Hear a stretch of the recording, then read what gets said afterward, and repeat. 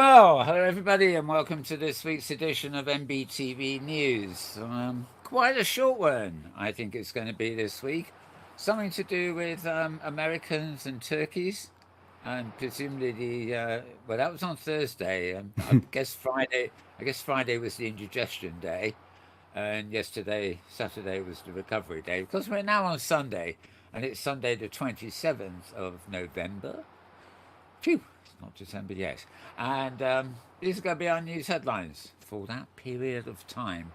Now, the news headlines we have for you, they're pretty sparse due to all that shenanigans at the end of the week. Rather nothingness, really. So, I can take it easy a bit while we're bringing the news. Um, what Do to you need say? a What to turkey say? gobble? Do you need to hear a turkey gobble for Thanksgiving? No. There you go. Yeah. That was Okay, turkey. sitting on the desk next to me is the man who fiddles with all the knobs around here and also makes turkey noises. It's none other than James Atlloud. Hello, James. You Oh, got hello. What's the that? soundboard. You got the soundboard up and running, as well as the audio kit and the video angles and everything else. Yeah. Trying to get all the pieces in place Yep, in the puzzle that is this program. I know. I love the soundboard thing. It always takes me by surprise too, except for the howling. What's it? The howling ghost, right? Right. The howling. Was it? Yeah. Right, yeah. So James Atlloud is here and mixing all the bits and pieces that make everything here a little bit more exciting than just talking heads. A little bit more exciting, he says. Right, my name, by the way, is Mal Burns, but you knew that, didn't you? MAL, first name, BURNS, second name, but like everybody else on the interwebs, we get squashed, don't we? And if you want to follow me on Twitter, you're going to have to go to twitter.com/MALBURNS, or one word, and or twitter.com/Metaworld News. Again, two words squashed into one. But Mal Burns is me, and that's the one you really want to follow. Lots of fun, of course. The musketeer has been swinging his sword all over the place at Twitter. Um, you know, it's sword play. Getting rid of the people we didn't like, and then he has to turn around and rehire them again because they were indispensable, but he didn't know Yeah. that. Right, all sorts of funny stuff going on, but I continue to use Mastodon for video, and I will be using, if all goes well, a new service called Post. A nice, easy name to Oh, remember. okay. Uh, to um, to replace the. It depends how easy I can get the stuff going, actually, but I'd ideally like to use that one to replace the automated posts. Well, they're not automated, but I have a nice little button that I send to Twitter with, and until I've got a button that was sent to post, they haven't. They're new. They haven't quite got it organised yet. It's all in beta anyway, but hopefully I can then just shovel things to get robots to send copies of everything to Twitter, and that way I'll still be on Twitter, but I won't really give a damn about it. Anyway, that's something else. I've got a picture on the screen, the only one this week. You saw it last week, in fact, but. Just a reminder that in 2 weekends' time, and I'm horrified already because I'm not at all prepared, we have the Open Simulator Community Conference, and this is at a grid called the OSCC Conference, oddly enough, on the Open Simulator network, on the hypergrid and everything. So you can sign up or become a crowdfunder. The place you want to go is conference.opensimulator.org, and you can find the agenda and everything else there. For those who actually like going into the virtual worlds, that is. Right, and of course, we do actually have a few news clips, but very, very sparse today, so I'm going to do them all at the beginning just to get them out of the way. This one has got a code number on it. I forget which one it is. Oh, yes.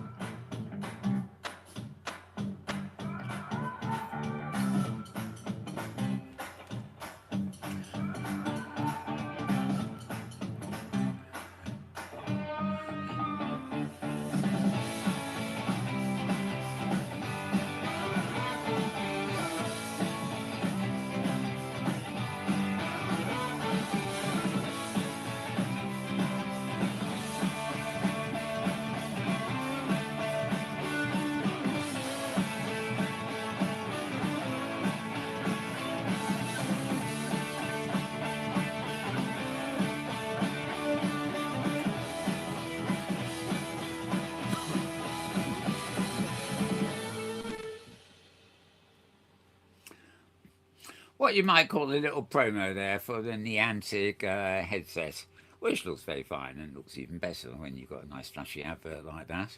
Of course, it's not until you buy the thing and actually wear it you realise that it's heavier or lighter or dysfunctional, whatever, but it does look good and it's been getting fairly good reviews. Okay, MX100, right? This is rather sort of interesting. Oh yeah, good. It's less than a minute long. Um, what can I say about this? MX100 is like the top innovative technology companies. Now I don't know where this one was placed in the list of 100, but our old friends at Second Life get a plug here, and this is the quick 1 minute they got for the being in the top 100.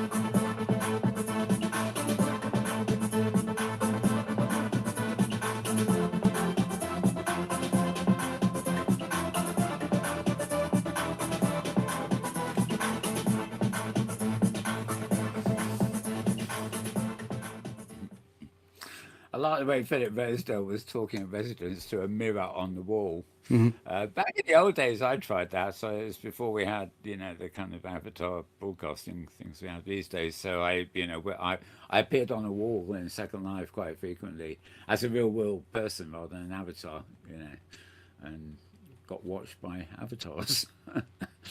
Yeah, good old days, eh? Right, good job. As Don't do that. avatars are wont to do. Yeah. Good job I don't do it anymore. I'd probably break the camera. I'll break the prim.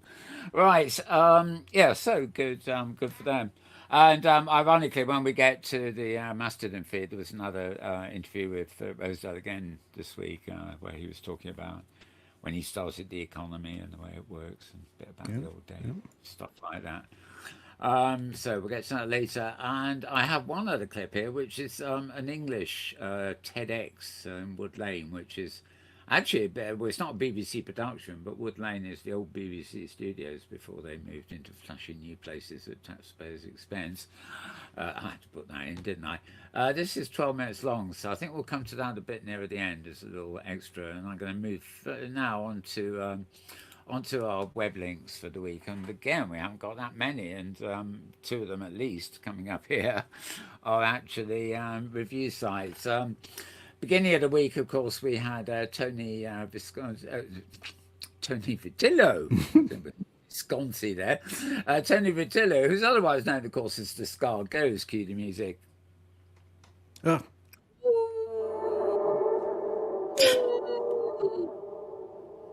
Uh, nothing like Tony to keep Calorine going, eh? right. Right. Anyway, he's known as the Scar Ghost, SKARREDGHOST.com. And every Monday or Tuesday, I think this was Tuesday, 21st actually, he publishes the XR Week P. And it's a look at the week gone by, but of course, in our case, that is the week before the one we've just gone by here. The first thing he was looking at was this Snapdragon processor thing with a nice, rather bold colours illustration here, showing how the Snapdragon glasses are actually worked. It's made by Qualcomm Technologies, and he had all the news on this. As you can see, here he is again. So Qualcomm and Niantic, who you just saw the video from a minute ago, are betting on the future of augmented reality with the AR2 generation of this headset. And he talks all about the chip there. That was his big news of the week. They have HTC's new headset getting leaked, but that wasn't really new in many ways. And some advance warning about Black Friday deals, etc., etc. So I'm not going to run down and repeat everything he said, especially as it's a week old. But if you want to get a good site for catching up, go to scarghost.com. And indeed, if you go there tomorrow, being Monday, of course, or Tuesday, you will find a brand new one with the same title but different subject. So good place to review the week gone by. Nothing as good as this show, of course, but there isn't much to review here on the week gone by anyway. He's probably got more. Okay, so we also have arinsider.co, which is another roundup site, and this is Charlie Fink, who normally he used to emerge at the end of the week with his column at Forbes and of course his video, but his video seems to have been turned into a sort of cram as many sponsors into it as you can. Forbes is increasingly found behind a paywall, so actually it's probably quite good he's doing an earlier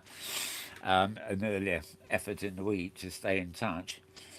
He's also one of the few people who I've actually connected with so far on the Post application I just mentioned as replacement for Twitter. Anyway, Spatial Beats is the name of the early week column, and he's looking at Meta, Niantic, again, like Scar Ghost, and Apple. And the Spatial Beats. Yahana, I actually misquoted this on another week as Yamaha. It's not Yamaha at all. It's a Helsinki company founded by former Unity engineers to make metaverse sort of tooling stuff. And basically, it tends to be a roundup of financial news and behind the scenes of metaverse companies. Apple and Epic are back in court on an appeal,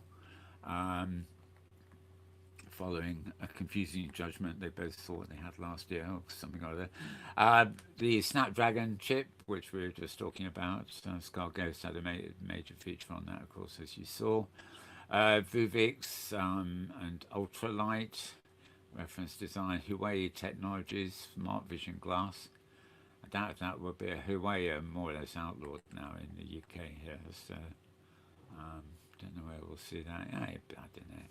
I think things will be up and down with China for a long time. It's more like a business rivalry than any kind of real political threat.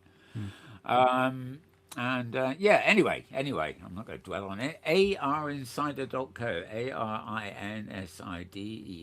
arinsider.co, just a CO on that one. And that's what you need to read that kind of summary. All right. Now, where is this? This is first on my list. I think. Well, anyway, this is in the UK here, but I couldn't resist. I mean, doing a plug for it. It's free and it's a virtual experience with David Attenborough, and it's opening in London. It's going to be worth coming to London for one, maybe, I don't know. Flying dinosaurs, hummingbirds, and David Attenborough all in one place. An immersive reality experience coming to London, and it's going to be available for 1 week. It's at Conquest of the Skies, where you get a special VR headset and you can be transported to canopies in the clouds, get up close to flying dinosaurs, hummingbirds, butterflies, all accompanied by Attenborough's incomparable narration. I think I'd agree with that. And there's an augmented reality aspect too. You can get a QR code with your phone and it will open special filters that show you the speed and scale of the creatures and learn about the evolution of their flight, basically. It ties in with a new virtual reality documentary called Conquest of the Skies VR, which is online and is also narrated by Attenborough and will be available on some 4-letter word Quest TV. Right, it's lofty there, yeah. It's more highbrow follow-up to the 2015 series of Conquest of the Skies. And it's at, if you want to see it, it's the Atrium, that's Atrium, at Westfield, London, which is the White City area. Now, if anybody's in London, they will be able to point you toward White City. And it runs from the 29th of November, which would be Tuesday, up to the 4th of December. So you've only got a week, but it's free. You don't have to book. You just turn up. And it's 11 in the morning to 7 p.m. UK time. So if you're around here, maybe go to that. If the weather holds out and I don't fall asleep halfway through the day, I might actually go there myself. We will see. We'll see. It's a busy time at the moment. I'm not sure I'll get there, but what the hell. So, if you want the link to this article to remind yourself and everything, this is actually at the Londonist, which is a London website, LONDONIST.com. And we'll leave that with that. Simply, it's specifically British, really, there.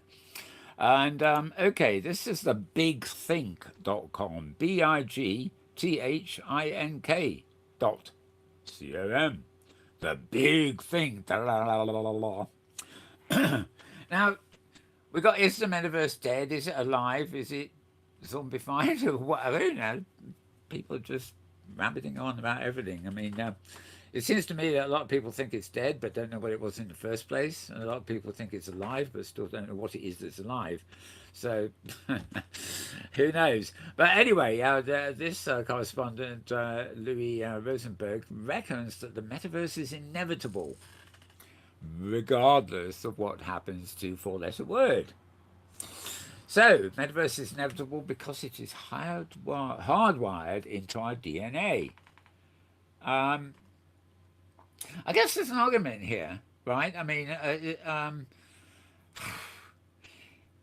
if it just existed and you could wear it and go into it without all the calamity of heavy helmets and God knows what, then the idea that you will walk into a metaverse, so it's certainly probably hardwired in our DNA.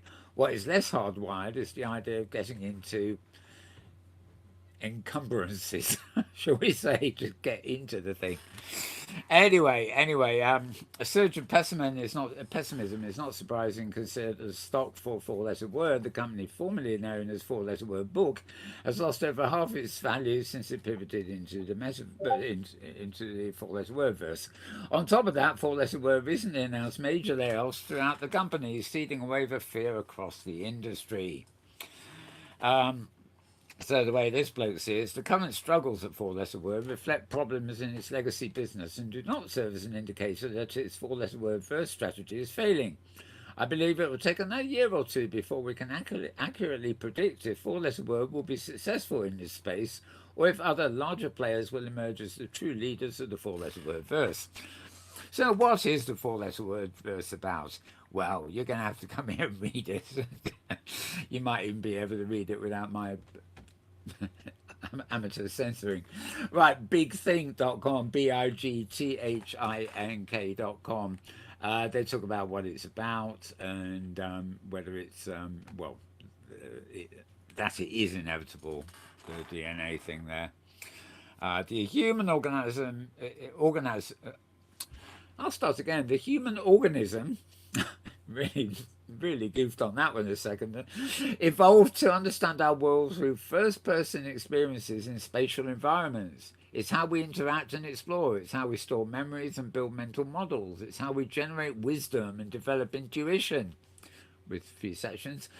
In other words, the metaverse is about leveraging our natural human abilities for perception, interaction, and exploration when we engage in the creative power and flexibility of digital content. Of course it will happen. The only question is, will it happen soon, or will the industry fall back to another long, dark winter? Personally, I don't believe the winter is coming, he says. I say that as someone who has lived through the longest winter of them all. And, right. Anyway, he did early AR and VR research in government labs, and he founded something called the Immersion Corporation back in 1993. So he kind of figures he knows what he's talking about. And... Right. Well, you get that at thebigthink.com, and that gives me a good segue into another post, which was at mixednews.com, MIXED-news, NEWS.com. And this is about an early VR pioneer who believes in the AR metaverse. And guess who it is? Yeah, it's the same guy, Louis Rosenberg, the Immersion Corporation. These are actually very different articles. about the same person. So they're both sort of worth reading. It's not like one is reprinting the other, though there are commonalities in the articles. Um, I suspect the main article was at Medium, where he posted the main one, and then it's been sort of annotated and stuff into articles all over the place. So this one you'll find at mixednews.com, mixed news.com. And not much more to say about it, which is a shame because I'm trying to fill in time today. Right. Here's a weird one. Friend of mine, he has a company called Dayton up in the Midlands in Coventry here, I think. David Burton, and he's writing at his site at medium.com. This one's actually fairly, unlike most Medium addresses, it's showing up a full address. It's DAVIDBURDEN.medium.com. Like all these, if you follow me on Twitter or wherever, you will actually be able to find a link to the article. And when you link to the article, it will take you all the way there. You don't have to go to Medium and then struggle around to find out the subdirectory, especially as there's so much there. 10 axioms for the metaverse, as he calls it. This is one of his little essays that he does every now and again. Initially, I tried to do this as a list of 6 things the metaverse should be and 6 things it shouldn't, but that led to needless overlap. So here are 10 axioms for the metaverse, no doubt still with some overlap, and all based on key views from working 25 years with immersive virtual environments, including OpenSim and Second Life, where he is very familiar. Right, I'm not going to read it all out. He wants you to go and read his blog, his Medium post at least. Metaverse is multi-user, etc., etc. It's not about one company's technology or ecosystem. It is not currently predicated on any particular hardware, such as a headset or a technological approach like a blockchain. It should provide the user with as much scope for agency and action as in the physical world, probably more so, with the only limits on their action being initially and ideally those reflecting the laws and mores of the subjects in the physical world. And don't know what that Marmite thing is, something to do with Second Life, but I don't know the connection between Marmite and Second Life. You'll have to read it for his little tale there. Right. The metaverse is a superset of technologies and experience and likely contains within it multiple more constrained environments. The boundary between the physical universe and virtual metaverse is as porous as each user wants it to be within moral reason. This doesn't include people without morals, and we know there's quite a few of them around, mostly leading countries, or aspiring to become presidents, if not actually presidents, if you kind of thing. I will paraphrase that with kind of thing. Right.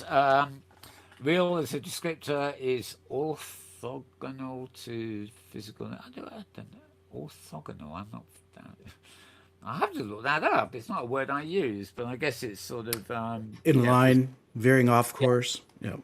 Right, physical and virtual. Fair enough. God, we live and learn. I found a new word.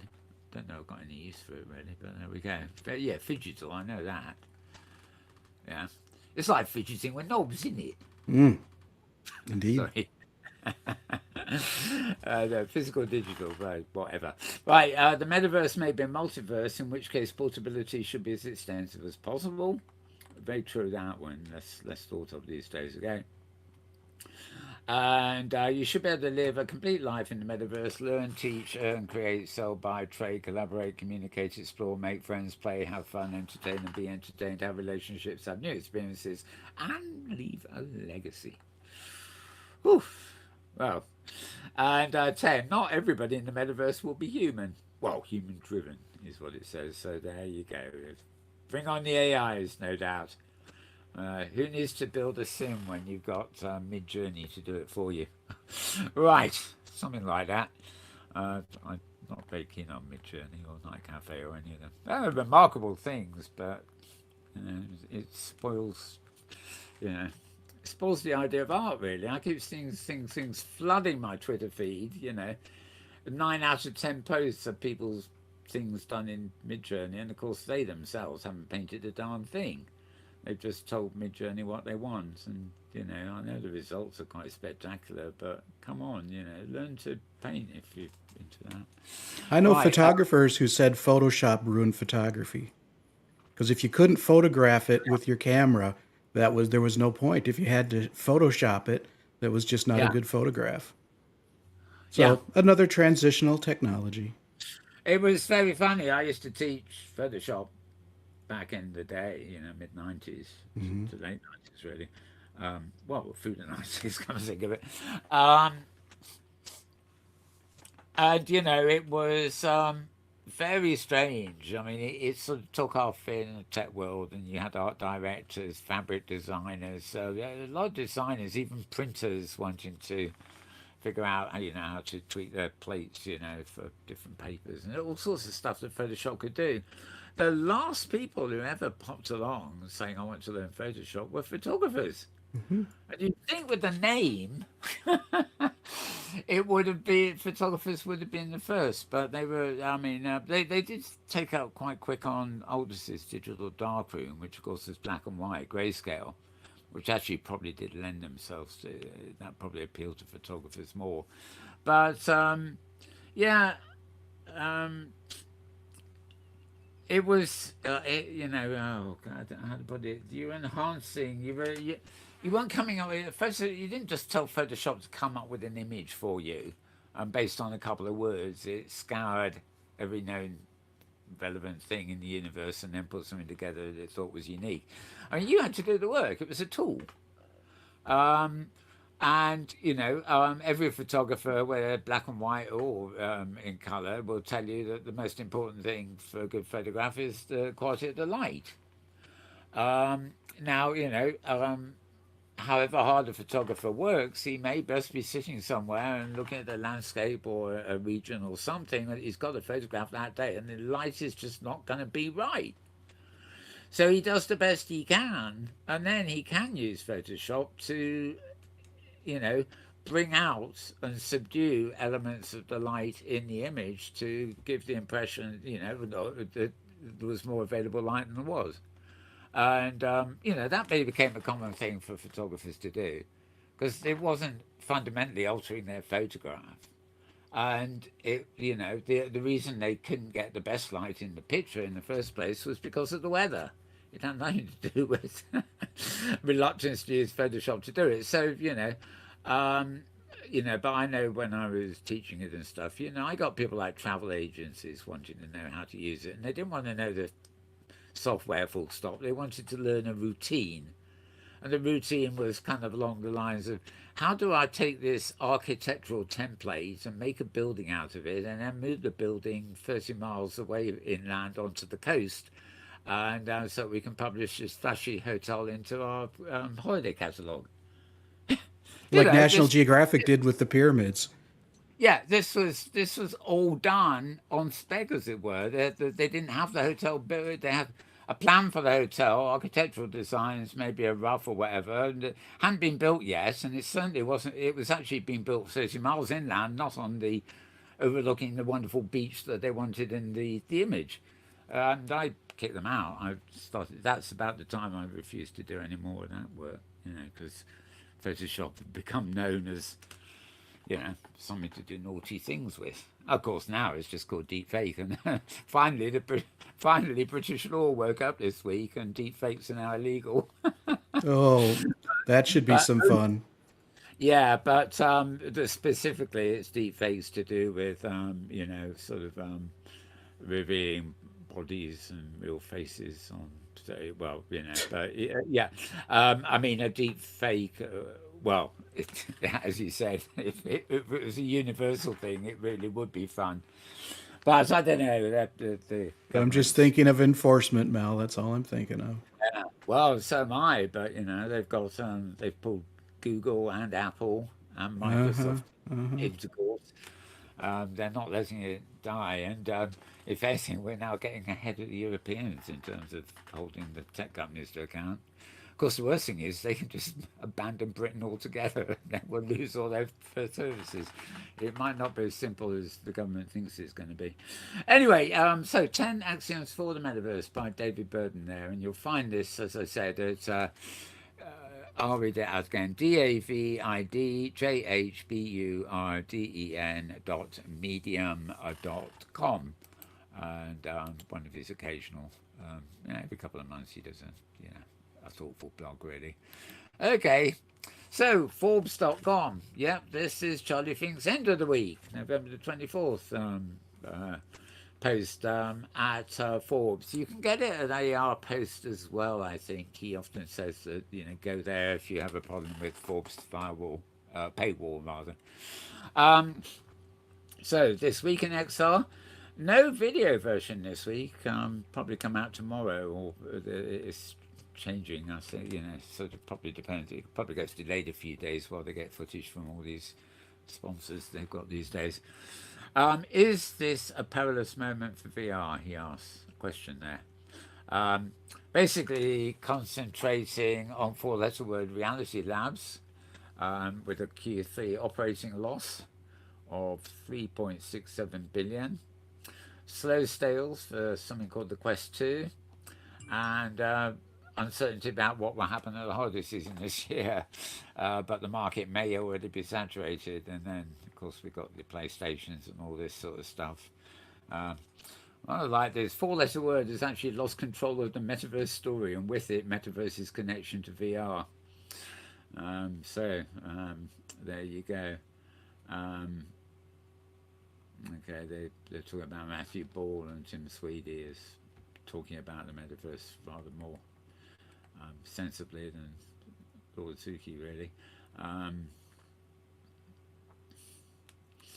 Okay. Four-letter word whose ambitions for VR set off Metaverse mania last year now finds itself with all of VR technology on the outside looking in on a Metaverse that looks more like Roblox. And they're trying to get Meta to actually work on a browser, but good luck to them. They don't know what they're doing. They've never invented anything. They just buy things or rip them off. Right, those are not anything to do with the Fastbook. Right, gamers of some sort. More on the four-letter word again. You can't avoid it, can you? Right, okay, looking down here.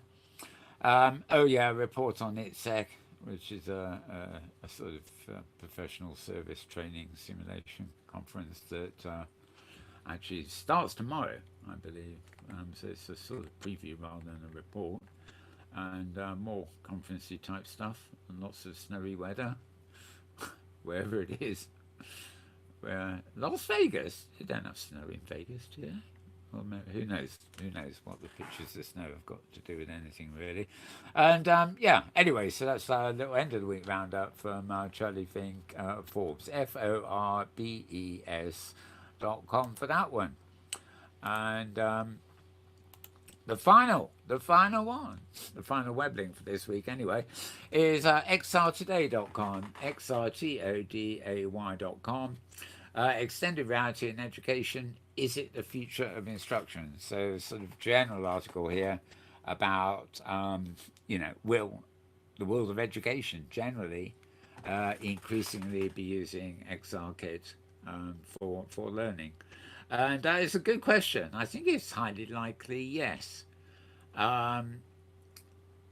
Given budget restraints and everything else, it's sort of the sort of things we found in the COVID lockdowns and things, other ways of delivering teaching, other ways of working for that matter. But it would make sense that kids today need to learn how about technology as it is and as it's coming. So it's very easy to see it being appropriate for them to use this stuff as part of their learning. I don't think it would teach them how to play baseball. You tend to need to get out there with a bat to do that, don't you, or whatever. But whatever. Not really necessarily an article for educators here. More of a general article about education, rather than just for educators. But interesting sort of piece indeed. And that's current one. So, getting rid of that. Now, also on my Twitter feed, I actually post, have done for a long while before it became the new fashion and the Twitter exodus. I've been posting as Metaworld on Mastodon social for some time, and I really just embed videos here, and the links from here do get reposted to Twitter. So if you follow me on Twitter, you'll get all this stuff anyway. But if you're just interested in videos and other stuff, you can follow me at Metaworld Mastodon Social. And there's various ways of doing that. You can Mastodon Social / at Metaworld is probably the quickest way. That way you only need one at. But if you do a hunt through Mastodon type clients, you'll find it fairly easily. Okay, I'm relayed to Twitter, of course. Now, this one I've got up offline, but it's too long to actually show you. If you're interested in VR chat, which is not to be to confuse with Horizons and the other stuff from Four Letter Word, this is quite interesting. It's a documentary about social VR. It's quite long. It's an hour and 3 minutes. Students Possessed was just so much for me to jump into. So I even turned up to their student showcase and watched it live and was left once again in utter, complete disbelief. And we're all working And our at the same audience can time. come from all over the place. Yeah, You know, our all at last the same guest was time. from South Korea. So it's like you can come in from anywhere and experience it.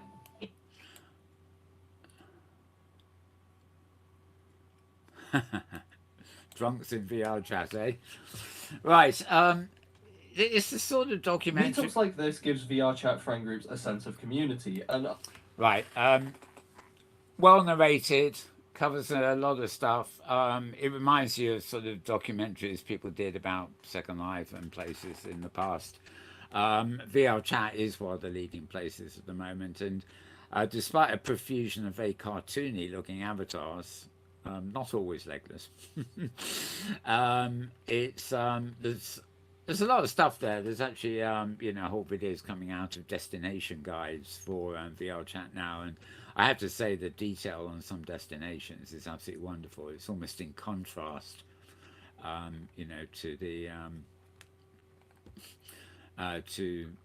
the lack of detail on some of the avatars. Anyway, it's called Virtually Us and a social VR documentary. You can watch it via my links there, or yes, you will be able to find this at YouTube. You simply click on the icon YouTube there, and you can go to YouTube to watch it. Moving on, an actual gym replacement in VR with personal trainers. This was Between Realities this week, and they were looking at fitness training in VR, which is quite interesting. It's sort of there's an hour or so of listening here, but it reminds me of the days when VHS home videos suddenly became a big thing, and every actress or supermodel, or would-be actress or supermodel, or even worse, under the sun, actually wanted to make their own "Get Fit with Me" tape, And of course, virtual reality is the latest thing for all the keep fit gurus to want to be in to talk you through it. I don't know whether it's like the VHS thing. What the VHS period was the contrast between those, say, actresses who actually researched what they were doing and actually gave you a decent routine to follow along with them, or other rather pretentious people who just invented routines that probably had no particular redeeming value in terms of toning muscles or whatever. So, But anyway, if you're following a Keep Fit routine in VR, just make sure you don't sort of jog yourself out the window or something.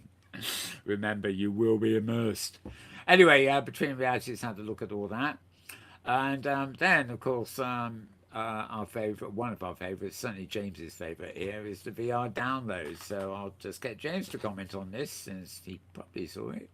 Yeah, well, it was a little bit different show because the normal host was gone. So Kyle, the former host, was there, and with all of his puns and dad jokes and whatnot, it was an enjoyable show.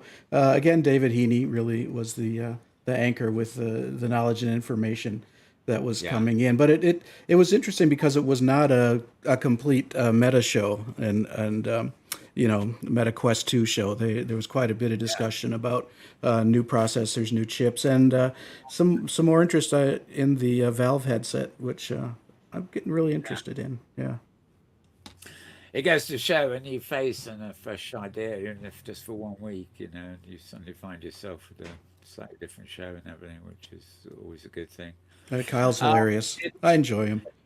yeah, even though we haven't got a week in exile from Charlie Fink's mob this week, I mean, that's now a trio show as well. There's Charlie Fink and what's his name from Universal Pictures, but they've now got a third person on the show as well as as well as sponsors galore.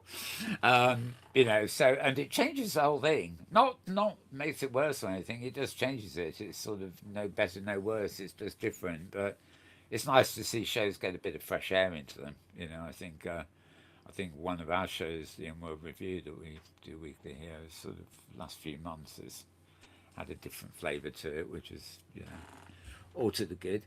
Anyway, moving down the list, this isn't this is actually for people on Mastodon.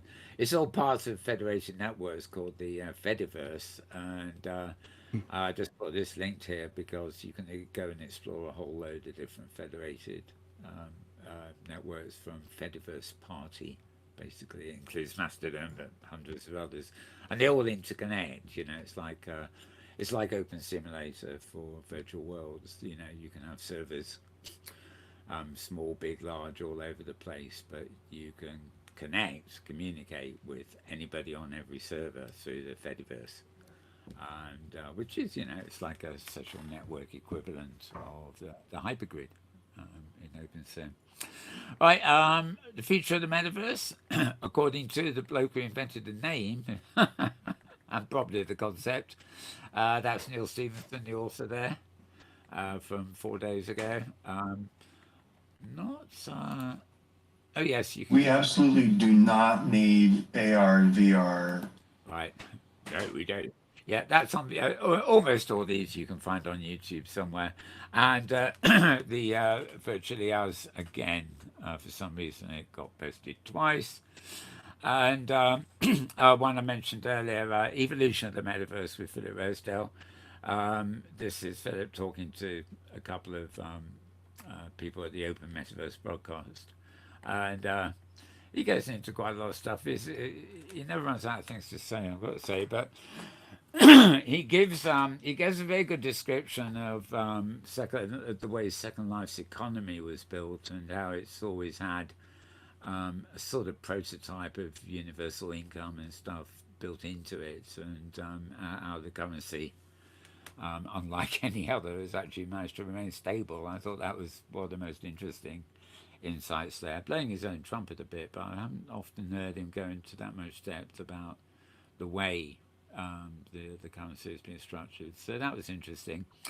Also, by their local nights in Florence, that was earlier in the week too.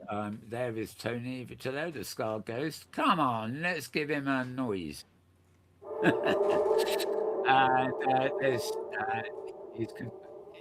his partner in blabbering, Cecilia, I can't remember her second name. But anyway, they talk away there. It's quite a long, it's just over an hour, their session. And they have various other people too talking about haptics and stuff. So, Cecilia, him. Oh, well, there we go. Welcome to AWE Night Florence. There are 31 AWE nights all over the world. Yes, indeed. How wonderful. Right, and so that's all the embedded videos I have on Mastodon. So let's see how we're doing for time. Actually, it wasn't that short a show, was it? But, No, 45. Yep. I was being leisurely today instead of doing the motor mouth when when there's a lot to get through, I tend to speed up, and I took the excuse to dither around today. So yes, in fact. I think at this point we'll have to call it quits. I did say I had a 12.5 minute here. which I'll just give you a brief teaser of this, but I'm not going to play all of it. It's Amelia. It's a futurist. Amelia, I forget her second name, but we featured her in a couple of things. Hello, I am Futurist. As a futurist, it's my job to know about the latest new and coming technologies and their potential impact on the future of business and our lives. As a naturally curious person, asking annoying questions is my forte. She does go on a bit about her history there. She's wonderful to listen to, I've got to admit. I'm just going to move forward because she doesn't really get into our thing of the metaverse and stuff until quite a bit further in. To look into this question, I was shocked by how little there is out there about it. This is one of the challenges in my line of work. Often I'm trying to research something that's so new and futuristic that there are no studies to turn to. So I like to start with something that we already know about and see where that leads. And in this case, that's gaming. So raise your hand if you are a gamer. Okay, a couple people. Okay, now raise your hand if you know someone who is a gamer. Right, okay, that's practically everyone in the room. So it shouldn't surprise you to learn that 77% of millennials and 81% of Gen Z consider themselves gamers. It's what the future of the internet is going to look like. We are going to move from something that's 2D into something that's 3D, immersive, persistent, and social. So you might already be familiar with some metaverses like Roblox or InView or the Sandbox or Decentraland. And while today we mostly interact with metaverses from our PCs, we know that every major technology company is currently working on headsets and smart glasses that will offer us a new way to interface with these 3D environments, one that engages the brain in an even more stimulating way. And their major goal, their business model, is to shift the perception from these technologies being seen as a shared technology into becoming a personal technology, like a smartphone. And more. Which is the distance between the UK and Libya. She's going to it sounds like she led from the gaming thing into that technology being very important to the virtual world thing or whatever. So I mean, over the course, it's only 12 minutes, but she actually covers quite a lot there, and it's a shame I can't run it all. What I will try and do is find an embed code for that and post it into the Mastodon feed, because looking at the feed we're just looking at here, it's the one thing that should be there and isn't really. Instead, I've got two versions of that one instead. So I think we'll call it quits at that. James, any other thoughts on this week's inundation of clicks?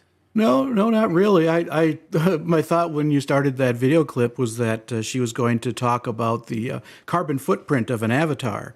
And I think that's another environmental aspect of virtual that we don't talk about very much. But, running an avatar on servers has a carbon impact. So she does mention that, actually. I mean, I've read, after 12 minutes, I only got through barely 3 there. I was fast forwarding and things. She's excellent, actually. She's got a very comprehensive overview of things. She really rounds up towards the end there. Let's just see, because the title of the thing was the environment. So To act.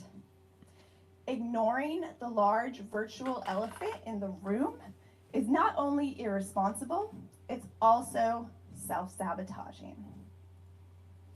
We must start to include these conversations in our ESG agendas and in our evolving net zero goals. The next time you're at a conference and someone stood up here telling you about how amazing the metaverse is, raise your hand and ask them the carbon footprint question. there you go. The more people who ask these questions, as annoying and inconvenient and uncomfortable as they might be, the less this vital topic can be ignored. I personally believe that we are going to figure out a way to make the metaverse sustainable, because we have to. A lot of great things are going to come from the metaverse, but we cannot be afraid to identify and talk about the risks early. If we care about this planet as much as our ESG and net zero and social media statements claim that we do, then we must take a stand and let it be known that we cannot and we will not sacrifice our physical world for a virtual world. Told you. Yep. Yep. Yeah, she wasn't going to ignore that, especially given the title of the talk. I was trying to put it, I've tried to remember that it was shifted over into the Mastodon feed rather than the offline library there. Right, okay, so yeah, that's about it. So anything else, James? Nope. That's good for me. Oh, it's good for me too. Okay, folks, well, that's the news for this week. Not exactly a lot of it, but you certainly had a fair bit of me to go with it. So I guess it's goodbye from me and James. Goodbye from James. And goodbye from Mel. Exactly.